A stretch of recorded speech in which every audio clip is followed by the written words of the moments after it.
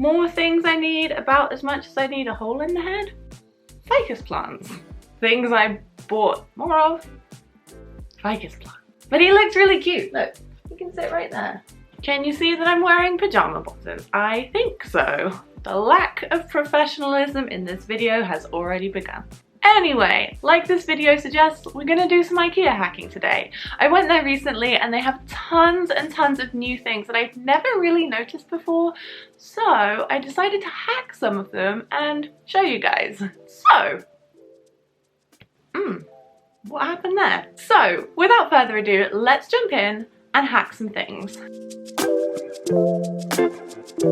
So the first piece I found was this tray holder, and this is in the placemat and tray section of the marketplace, and I saw this and I thought this was one of the coolest things I have ever seen and I have to hack it. I think you could make a lot of different things out of it, but I'm going to show you how I turned this into a wall shelf for my bathroom. So I started by measuring out the tray stand, and the trays are 50 centimeters by 16 centimeters. That's if you get the large one. You can get a slightly smaller one which has different measurements, but then I transferred these measurements onto a piece of plywood and I drew out 3 of these 50 by 16 centimeter rectangles and then cut them out with my jigsaw. Now don't worry if you don't have a jigsaw or the equipment to do this with. You can take the measurements down to any good hardware store and they should be able to make a few cuts for you because you're not asking for too much.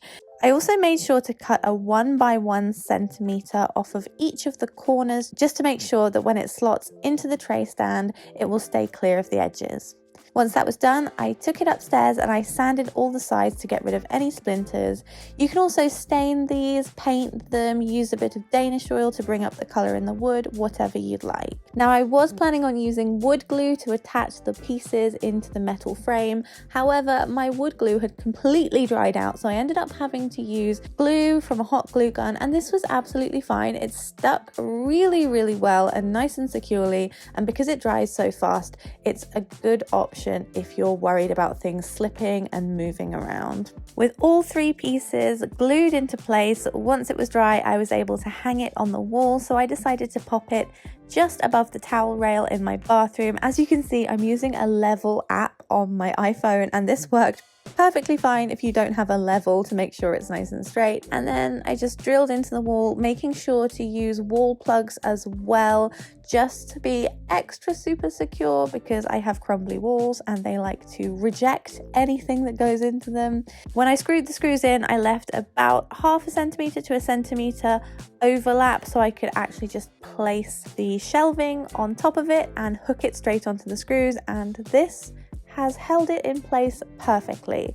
All I had to do was then fill it with all of my bits from my bathroom that needed storing, and there you have it. A really sweet and affordable little wall shelf that you can use in any room of the house. And if you're renting, you don't actually have to screw this into the wall. You can just have it standing on top of a desk or on top of a chest of drawers or something to save you from having to make more of a permanent decision.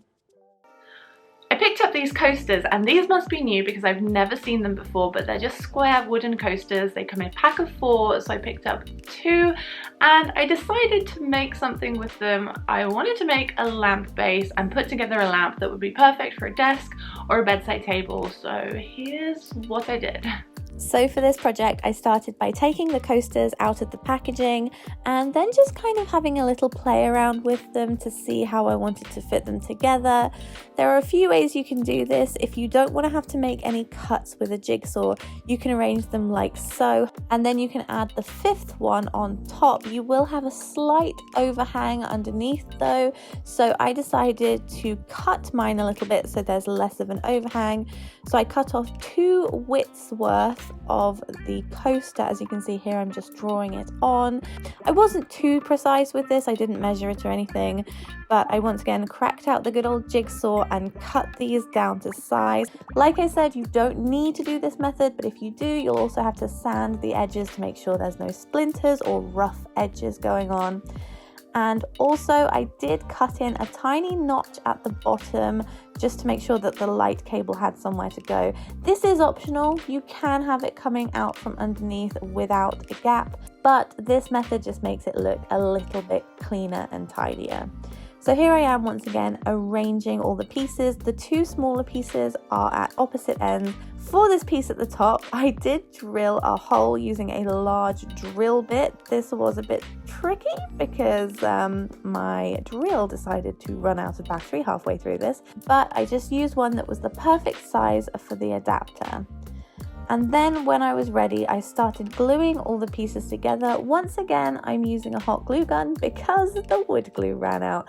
But wood glue would be perfect for this. It just takes a little while longer to dry, and you might want to use clamps or heavy objects to keep the pieces from moving around if you use wood glue. So with all 4 pieces glued together, I was then able to put the top piece in place. As you might be able to tell, like I said, my drill battery ran out, so I couldn't finish drilling the hole. But hopefully you can see what I've done here. I had to go back in later and redo it. And then I went on to assembling the light cable. So I'm using this light bulb, once again from Ikea. You can use any light bulb you want really, but I really love the look of this.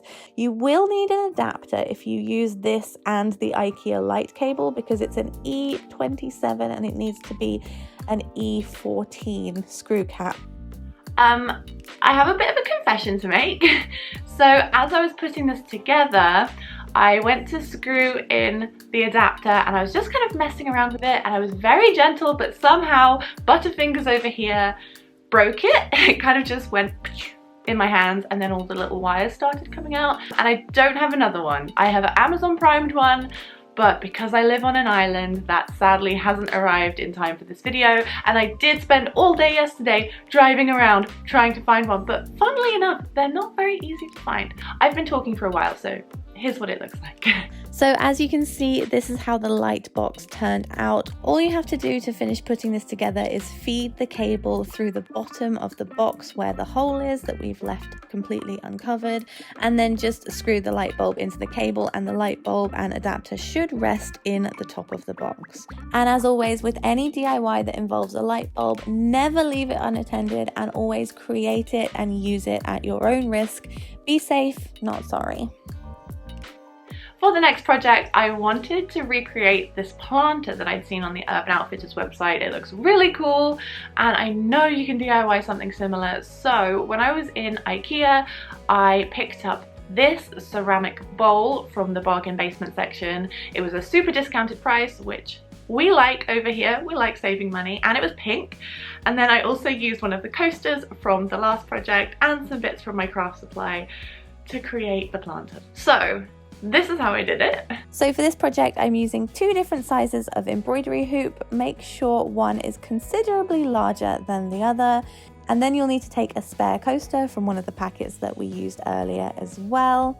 So to put this together, literally all I'm doing once again is using hot glue to add a little tiny dollop of glue to each edge of the coaster, and basically just to place it on the bottom of the embroidery hoop, making sure it's perfectly in the center if you've got the latch with the screw at the top. If not, you might want to tuck this underneath. I did end up maneuvering these around a little bit, I'm not gonna lie, and I just held that in place until it was dry. Once again, you can use wood glue for this.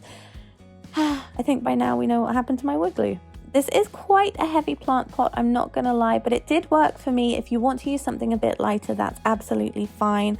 I planted an old plant in this container and just made sure it was nice and comfortable in its new home before adding a piece of string to the top of the wood planter that I've just made.